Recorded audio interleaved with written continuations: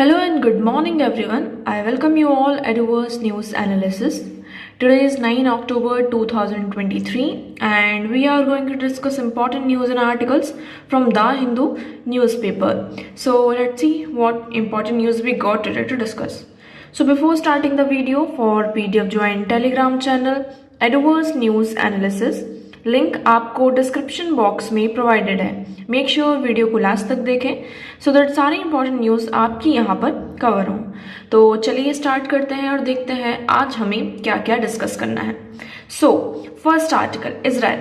अब आप सभी को यहाँ पर 2 दिन से कंटिन्यूसली ये न्यूज़ आपकी चल रही है कि इजराइल में टेररिस्ट अटैक हुआ है. ओके, सो इजरायली एयर स्ट्राइक हुआ जिसके कारण गाजा में अब तक ये बताया जा रहा है कि 600 से ज़्यादा लोगों की यहाँ पर क्या हो चुकी है, जान जा चुकी है. अब यहाँ पर हो क्या रहा है, पहले अगर हम हिस्ट्री समझें सो अभी देखते हैं कि Israel battered Gaza on Sunday after suffering its bloodiest attack in decade when Hamas fighters rammed through Israeli town killing 600 and abducting dozens of more.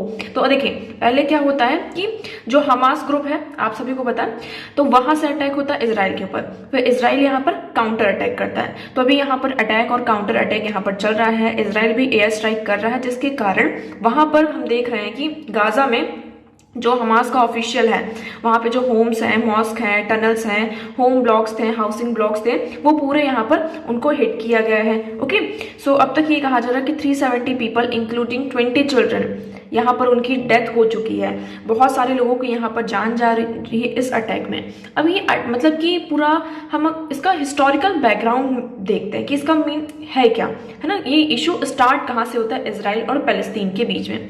तो ये मेन जो इशू है वो किसके बीच में है, इजराइल एंड पैलेस्टीन. पहले आप मैप देखिए, आपको थोड़ा ज्यादा क्लियर होगा. सो आप यहाँ पर देखेंगे आपको ये समझ में आएगा. ये है आपका इजराइल, ये जो येलो वाला पार्ट आपको दिख रहा है ये इजराइल. इजराइल की बॉर्डर यहाँ पे मेडिटेरियन सी के साथ लगती है. ओके, यहाँ पर सीरिया के साथ भी लगती है, लेबनान है, उसके बाद जॉर्डन है, इजिप्ट है. आप लोगों को ये जो बॉर्डरिंग कंट्रीज है इनके नेम यहाँ पर याद रखने हैं क्योंकि यूपीएससी के द्वारा कई बार इजराइल की जो बॉर्डरिंग कंट्रीज है इनसे रिलेटेड क्वेश्चन पूछे गए हैं. मेडिटेरियन सी से यहाँ पर क्वेश्चन पूछे गए कि मेडिटेरियन सी से कौन सा यहाँ पर लगता है, ये आपका डेड सी यहाँ पर आ जाता है. तो डेड सी का बॉर्डर यहाँ पर किस कंट्री के साथ लगता है. अब आपको यहाँ पर कुछ पोर्शन दिख रहा होगा, ये वाला जो आप पोर्शन देखेंगे लाइट पिंक, ये मेडिटेरियन सी के पास ये इतना छोटा सा, ये है आपका गाजा.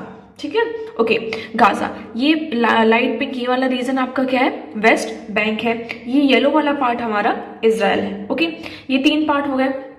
अभी कन्फ्लिक्ट कैसे स्टार्ट होता है उसकी बात देखते हैं. तो ये कन्फ्लिक्ट आज का कन्फ्लिक्ट नहीं है, ये हमारा 100 साल से भी ज्यादा यहाँ पर कन्फ्लिक्ट हो रहा है. कन्फ्लिक्ट किसके बीच में होता है, यहाँ पे जो ज्यूस होते हैं और अरब. आप लोगों को यहाँ पर ज्यूस के बारे में पता है, हिटलर के बारे में पता है. तो एक्चुअली होता ये है कि it was between 1882 and 1948 when the juice from around the world gathered in Palestine. यहाँ पे पूरी दुनिया भर के जितने भी ज्यूस थे वो कहाँ गैदर्ड होते हैं, पैलेस्टीन में गैदर्ड होते हैं, मतलब कि इकट्ठा होते हैं. और ये जो पूरा मूवमेंट होता है उसे हम कहते हैं अलिया. आपको ये याद रखना. ओके, नाउ 1970 में क्या होता है, पहले ये जो पूरा रीजन था टर्की वाला आपका जो रीजन था और ये पैलेस्टीन, ये किसकी कंट्रोल में आता था, ऑटोमन एम्पायर के कंट्रोल में आता था. लेकिन 1917 में क्या होता है, ऑटोमन एम्पायर यहाँ पर वर्ल्ड वॉर फर्स्ट होती है आपकी और ऑटोमन एम्पायर यहाँ पर पूरी तरीके से फेल हो जाता है. अब पैलेस्टीन के ऊपर किसका कंट्रोल आ जाता है, आपका ब्रिटिश का कंट्रोल आ जाता है, यूके का कंट्रोल आ जाता है. इतना क्लियर हुआ आपको कि 1917 में क्या हुआ, आपका ऑटोमन एम्पायर यहाँ पे फेल होता है और पैलेस्टीन के ऊपर यहाँ पर किसका कंट्रोल होता है, यूके का कंट्रोल होता है. So the land was inhabited bye Jewish minority and Arab majority. उस टाइम पर इस पैलेस्टीन में, ये जो हमने अभी मैप देखा ये वाला रीजन देखिए, ये पहले ऐसा था. ये पैलेस्टीन में 1947 का ये मैप है. फिर धीरे धीरे किस तरीके से इजराइल ने इस पर कंट्रोल किया उसके बारे में यहाँ पर बताया गया. तो पहले यहाँ पे जो ज्यूज थे आपके वो माइनॉरिटी में थे और अरब्स यहाँ पर मेजोरिटी में थे. इतना यहाँ पर क्लियर हुआ. ओके, फिर धीरे धीरे यहाँ पर क्या होता है, एक डिक्लेरेशन होता है, इसको हम बाल्फोर डिक्लेरेशन कहते हैं.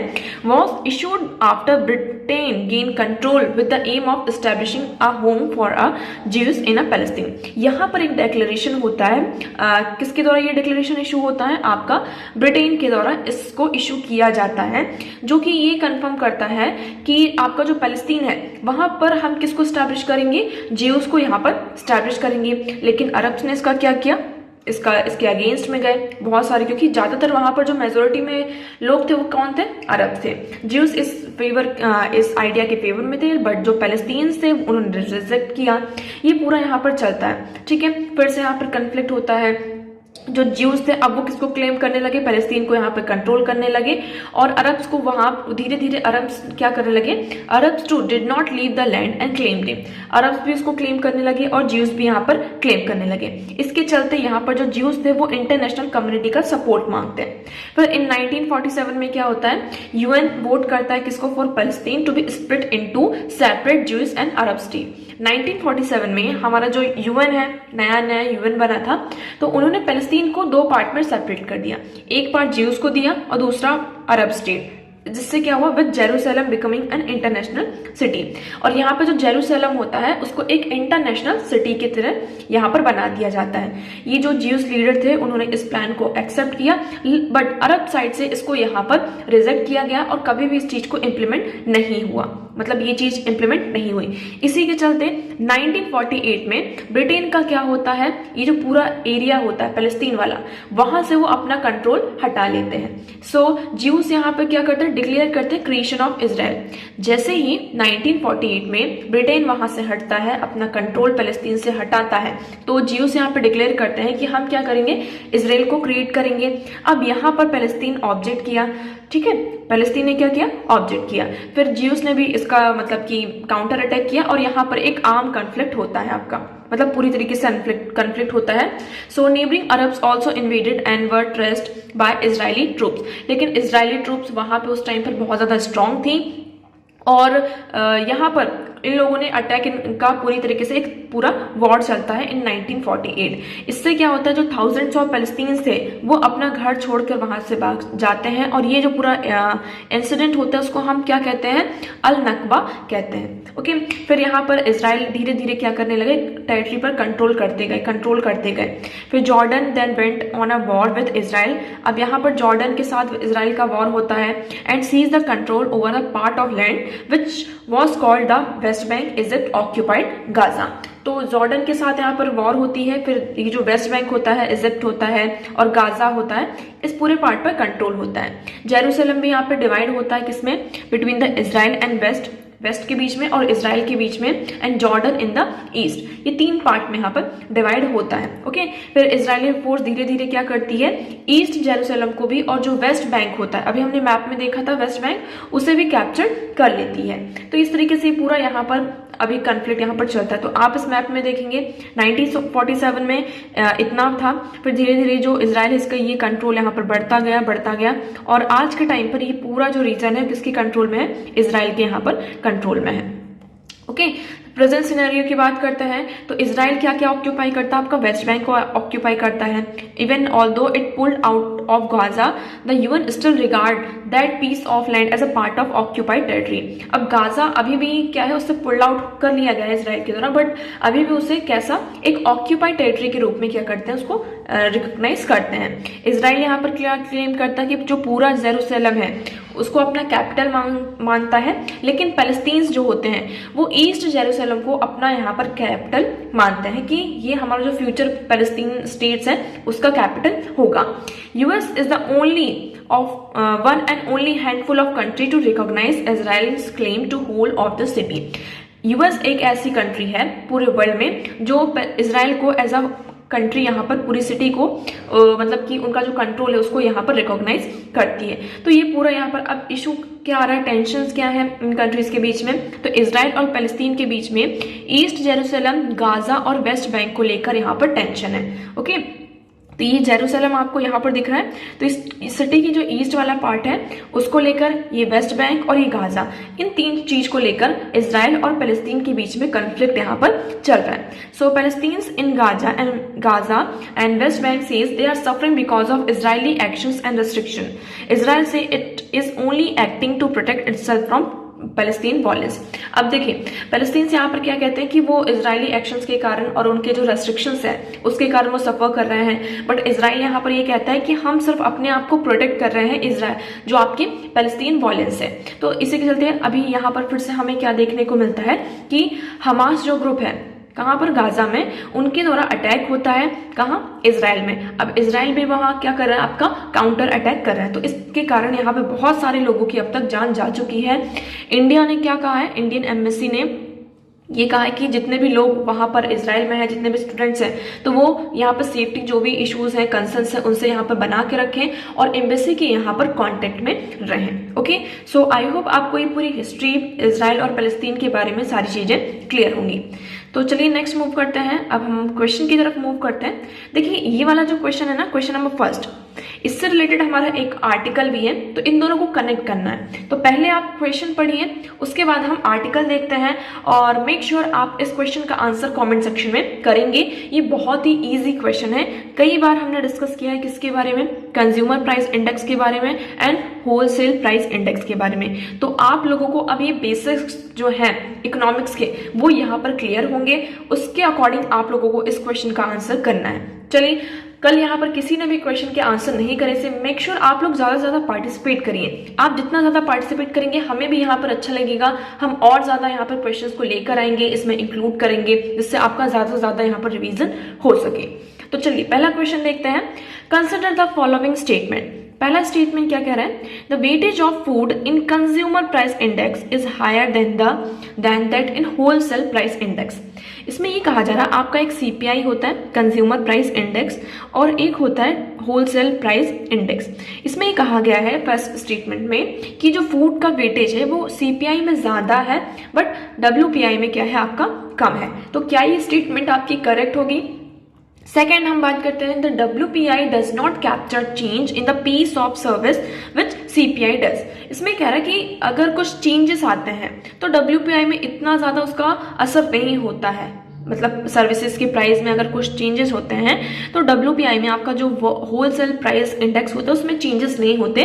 बट ये किसको आपको जो चेंजेस होते हैं वो किस में देखने को मिलता है? सीपीआई में, कंज्यूमर प्राइस इंडेक्स में देखने को मिलता है। ओके, नेक्स्ट हम बात करते हैं। नेक्स्ट हमारा स्टेटमेंट है, the Reserve Bank of India has now adopted WPI as a key measures of inflation and to decide on changing the key policy rates। अब थर्ड स्टेटमेंट ये कह रहा है कि रिजर्व बैंक ऑफ इंडिया ने यहाँ पर क्या किया है? अडॉप्ट किया है डब्ल्यूपीआई को एज अ की मेजर ऑफ इन्फ्लेशन। मतलब कि अगर डब्ल्यूपीआई को देखते हैं, वो इंडेक्स देखेंगे, अगर डब्ल्यूपीआई के इंडेक्स में यहाँ पर हमें राइज देखने को मिल रहा है, इसमें जो रेट्स हैं, परसेंटेज है वो ज्यादा दिख रहा है, तो उसके अकॉर्डिंग ही हम क्या करेंगे? इन्फ्लेशन को मेजर करेंगे और आरबीआई क्या होगी? आपकी एक्शन में आएगी। ओके, तो क्या ये स्टेटमेंट आपकी करेक्ट है या इनकरेक्ट? आप लोगों को कमेंट सेक्शन में यहाँ पर इस क्वेश्चन का आंसर करना है। सभी लोगों को इस क्वेश्चन का आंसर यहाँ पर करना है। चलिए नेक्स्ट क्वेश्चन की तरफ बढ़ते हैं। Which part of the Constitution of India declares the ideal of welfare state? हमें ये बताना है directive principles of state policy, fundamental rights, preamble, 7th schedule.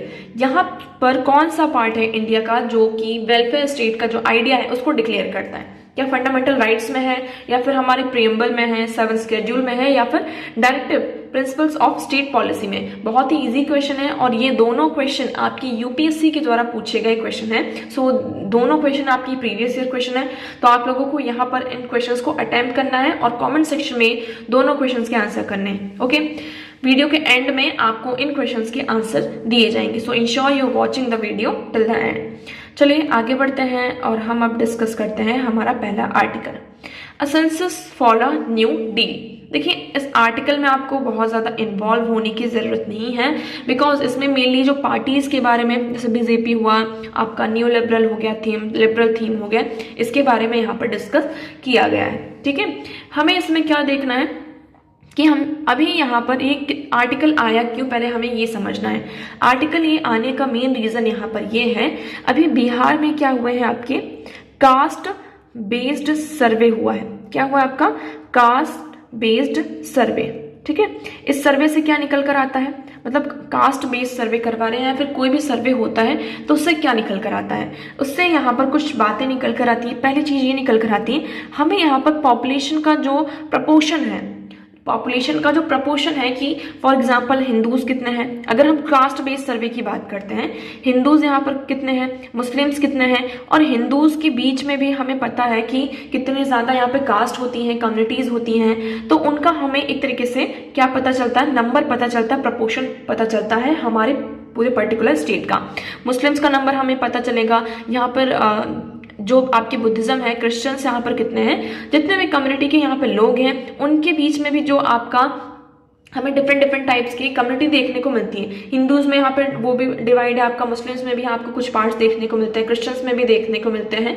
तो इस तरीके से हमें हर एक ग्रुप का प्रपोर्शन पता चलता है हमारे किससे, पॉपुलेशन में, कि हमारे पॉपुलेशन में कितने लोगों का यहाँ पर प्रपोर्शन है। उस बेसिस पर सेकंड चीज क्या निकल कर आती है, जब हमारे पास एक डेटा होता है, हर एक चीज का क्या होता है, डेटा होता है, तो उस डेटा के बेस पर हम क्या बनाते हैं, यहाँ पर पॉलिसी एंड प्रोग्राम्स बनाते हैं हमारे, ठीक है। जैसे जो लोग माइनॉरिटीज में है तो कई बार वो बहुत सारी ऐसी स्कीम्स होती हैं, योजनाएं होती हैं, उनका फायदा इन लोगों को नहीं मिल पाता है, ठीक है। तो इसके अकॉर्डिंग फिर हमें, जब हमारे पास एक डेटा होगा तो हम जो पॉलिसीज इस तरीके से फॉर्मुलेट करेंगे कि उस पॉलिसी का, उस योजना का फायदा मतलब कि आपको सभी लोगों को यहाँ पर मिल सके। तो ये कुछ चीजें यहाँ पर बातें की गई हैं। दूसरी चीज, अब जब से यहाँ पर बिहार में एक सर्वे हुआ है तो डिमांड हो रही है क्या पूरे ऑल इंडिया पर में भी क्या इस तरीके का सर्वे होना चाहिए, ठीक है। अब देखिए सर्वे होगा तो दूसरी चीज, जो लोग फेवर में है तो उन्होंने तो ये सारा पूरा दे दिया कि पॉलिसी फॉर्मुलेशन में इस सारी चीजों में ये हेल्प करेगा। दूसरी तरफ इसमें ये कहा जा रहा है कि एक्चुअली ये क्या करेगा, आपका जो रिजर्वेशन है, रिजर्वेशन का जो कोटा है कितना है, 50% से यहाँ पर ज्यादा नहीं होना चाहिए। तो मे भी ये जो 50% का कोटा है आपका क्या कर सकता है, इसको आप इसको मतलब क्रॉस कर सकता है, ठीक है। तो ये सारी चीजें इसमें आर्टिकल में है, ज्यादा इसमें आपको इन्वॉल्व होने की जरूरत नहीं। इस आर्टिकल को अगर आप पढ़ेंगे तो इसमें मेनली जो मंडल पॉलिटिक्स है, इन सारी चीजों के बारे में यहाँ पर डिस्कस किया गया है। So the politics of religion and caste response the adept of change in a large socio economic structure as a political scientist Pradeep Chibbar and Rahul Verma explained in their book Ideology and Identity, the Changing Party System of India. Majority coalition assembled by Prime Minister Narendra Modi was rooted in a novel political constituency formed with the post-liberalization expansion in the of the middle class. Okay तो इसमें यही है कि जो middle class है कई बार वो बहुत ज़्यादा सफ़र करते हैं, तो उनको हम किस तरीके से सामने आगे लेकर आ सकते हैं, तो ये सारी चीज़ें यहाँ पर हैं। So the Bihar cast survey inauguration, not the reenaction of the old Mandal politics of narrow caste-based patronage, but the coming of age of a subordinate class-based politics. Okay, so इस आर्टिकल में इतना ही है। नेक्स्ट हम move करते हैं, हमारा next article है tight ट्रॉप walk. अब ओके यहाँ पर आपकी मॉनेटरी पॉलिसी की कमेटी की आपकी मीटिंग हुई है, ठीक है, एमपीसी की मीटिंग हुई है। ये किसके अंदर आता है, आरबीआई के अंदर आता है। क्या काम होता है मॉनेटरी पॉलिसी कमेटी का, बहुत बार डिस्कस किया है। कमेंट सेक्शन में आप बताएंगे कि what is monetary policy committee और इनका मेन काम क्या होता है, ठीक है। आप लोग कमेंट सेक्शन में इस क्वेश्चन का आंसर करेंगे। अभी क्या हुआ है, ये जो मीटिंग हुई है इसमें इंटरेस्ट रेट को टच नहीं किया गया, इसमें ना तो उसको इंक्रीज किया गया है ना ही डिक्रीज किया गया है, कोई भी मेजर चेंज यहाँ पर नहीं हुआ है। अब इंटरेस्ट रेट को बढ़ाने से होगा क्या, इसमें ये कहा जा रहा है कि by the not raising interest rate RBI betrays its concern about slowing growth. तो यहाँ पर ये कहा जा रहा है कि अगर आप इंटरेस्ट रेट नहीं इंक्रीज करेंगे तो इससे क्या होगा, आपका जो ग्रोथ है उसमें हमें स्लो देखने को, उसकी जो हमारी जो ग्रोथ है उसकी जो प्रोग्रेस होगी वो कैसी होगी, स्लो होगी। अब इंटरेस्ट रेट क्यों बढ़ाए जाते हैं, क्यों घटाए जाते हैं, आप सभी को पता है। मेन रीजन इसमें क्या है आपका, इन्फ्लेशन। तो हम इसको ऐसे समझते हैं कि इन्फ्लेशन आपका होता है, ठीक है। इन्फ्लेशन का आइडियल टारगेट हमारा क्या है, आपको यहाँ पर 3 नंबर याद रखने हैं, 2, 4 एंड 6। मैक्स टू मैक्स आपका इन्फ्लेशन कितना होना चाहिए, 6 से ज्यादा नहीं होना चाहिए और मिनिमम 2 से।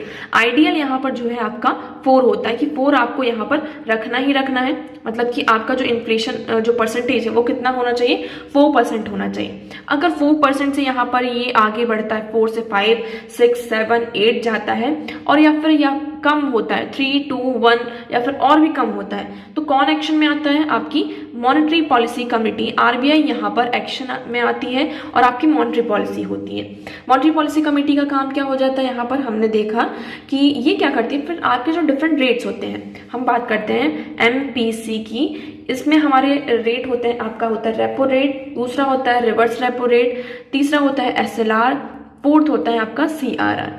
तो यहाँ पर रेपो रेट और जो रिवर्स रेपो रेट होते हैं, इनमें जो इंटरेस्ट रेट होते हैं उनको बढ़ाए घटाए जाते हैं, ठीक है। इन्फ्लेशन ज़्यादा हो रहा है, मतलब कि मार्केट में पैसा बहुत ज़्यादा है, फिर मॉनेटरी जो कमेटी होती है वो क्या करती है? आपका रेपो रेट इंक्रीज कर देती है, मतलब कि वहाँ पर जो इंटरेस्ट रेट होते हैं उसको इंक्रीज कर दिया। अब इंटरेस्ट रेट इंक्रीज कर दिया मतलब जो बैंक आपको लोन दे रही है वहाँ भी आपका जो लोन होगा वो क्या होगा? इंक्रीज होगा, मतलब इंटरेस्ट रेट आपका इंक्रीज हो जाएगा। तो आप क्या करेंगे? लोन सोचेंगे जब इंटरेस्ट रेट यहाँ पर कम होंगे उसके बाद हम यहाँ पर लेंगे लोन। तो ये सारी चीजें यहाँ पर होती हैं जिससे हम क्या करते हैं, जो इन्फ्लेशन होता है उसको हम टारगेट करते हैं। अब इसमें एक डिस्कस किया गया एक चीज, अभी तो हमने रेट्स की बात कर ली, दूसरा यहाँ पर ये कहा जा रहा है कि आरबीआई यहाँ पर मतलब कि सोच रही है, विलिंग कर रही है कि हम क्या करें, open market operation sale of securities to suck out excess fund from the system if it sees reason to believe that liquidity may be rising to a level where it could undermine the overall monetary stance। इसमें ये कहा जा रहा है RBI जो है वो सोच रही है कि अब हमें क्या करना चाहिए, ओपन मार्केट ऑपरेशन में यहाँ पर जो सिक्योरिटीज हैं उनको सेल करना चाहिए। इससे क्या होगा, मार्केट में जो एक्सेस फंड है उसको हम क्या कर सकते हैं, अपनी तरफ लेकर आ सकते हैं। अब ये ओपन मार्केट सेल क्या होता है इसके बारे में हमें समझना है, ये आपके लिए इंपॉर्टेंट है। ओपन मार्केट की अगर हम बात करते हैं, इसको हम ऐसे समझते हैं कि देखिए एक मार्केट है, अब इस मार्केट में क्या है, आपका बहुत सारा पैसा है, ये हमारा मार्केट है, इस मार्केट में यहाँ पर पैसा है, बहुत लोगों के पास, सबके पास यहाँ पर पैसा है, पैसा ज्यादा है, मतलब कि वो क्या करेंगे, पैसे को एक्सपेंड करेंगे।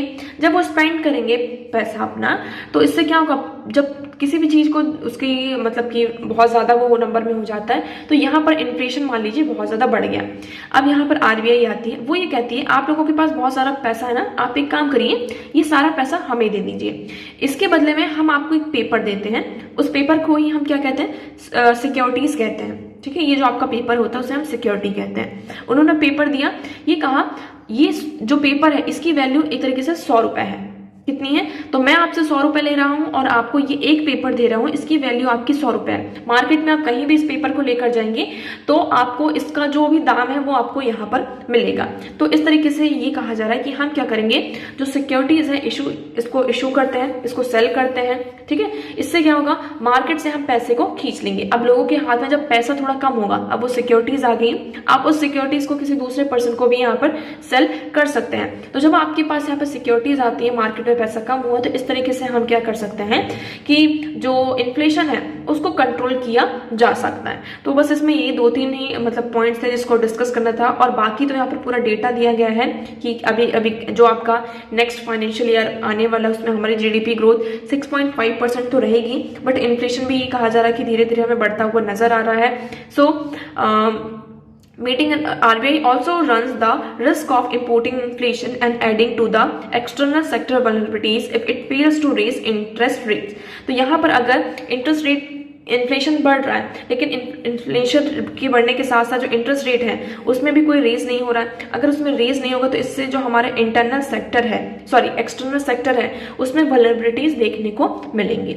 सो आई होप आपको ये क्लियर होगा।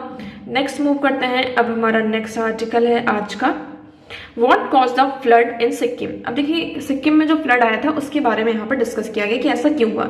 ये पहली बार तो सिक्किम में हुआ नहीं, इससे पहले भी और बहुत सारी जगहों पर ऐसी चीजें हो चुकी हैं।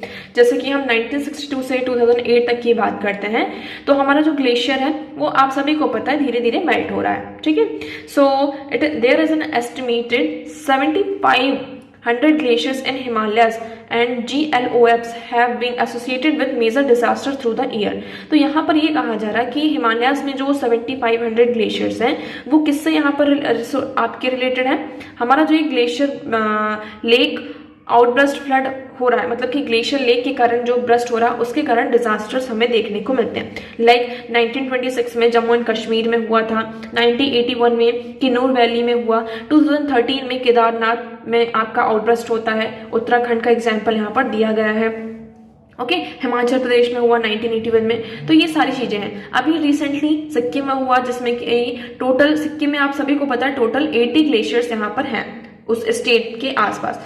और ये मेन रीजन बताता है कि यहाँ पर क्या होता है, ये इसका एक मेन रीजन है। अब ये ग्लेशियर लेक आउटबर्स्ट फ्लड है क्या, इसके बारे में हमें समझना है। ये आपका ग्लेशियर है, ठीक है, ये हमने बना दिया, ये हमारा ग्लेशियर है, ठीक है। मेल्ट हुआ, ये मेल्ट होके पानी आता गया, पानी आता गया। अब ये एक प्लेस पर क्या होता गया, आपका इकट्ठा होता गया, कलेक्ट होता गया। ये कलेक्ट हुआ और इससे यहाँ पर क्या बन गया, लेक बन गया। ये पूरा यहाँ पर पानी है और ये यहाँ पर लेक बन गया। अब मान लीजिए कोई ऐसी एक्टिविटी हुई जिसके कारण इसकी कुछ बाउंड्री या कोई सा जो पार्ट है वो यहाँ पर ब्रेक हो गया, कुछ भी रीजन हो सकता है। अब ये पानी एक तरीके से इकट्ठा था, अब ये जो पार्ट है इसका टूट गया। इससे क्या होगा, ये पानी का फ्लो इस तरीके से बढ़ेगा बहुत ज्यादा।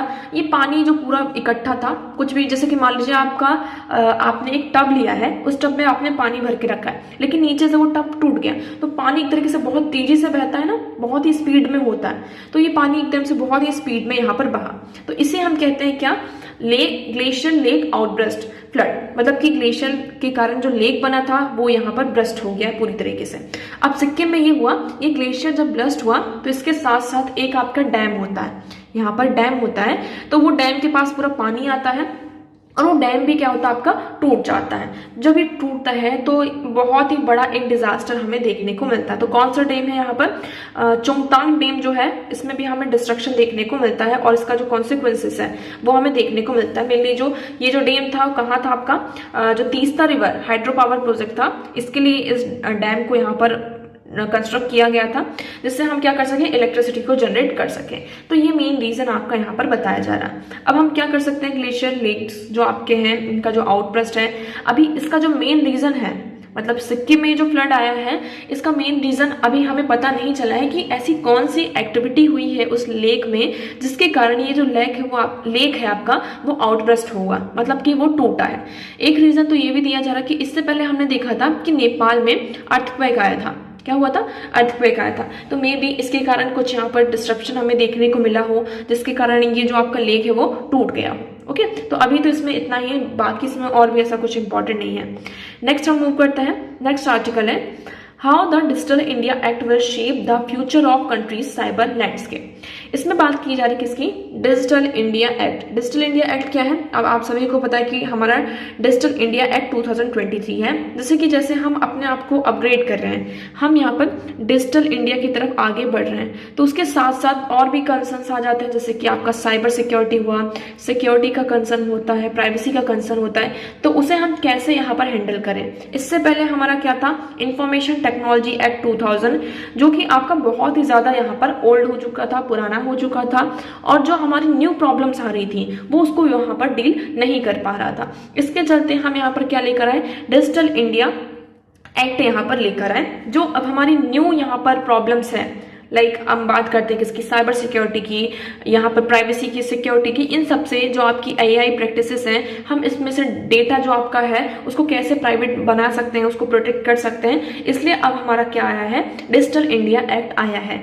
अब देखिए डिजिटल इंडिया एक्ट आया तो है, लेकिन अभी भी जो कंट्री का फ्यूचर लैंडस्केप है, जो हम बात कर रहे हैं कंट्री में, अभी हम और ज्यादा यहाँ पर आगे बढ़ेंगे।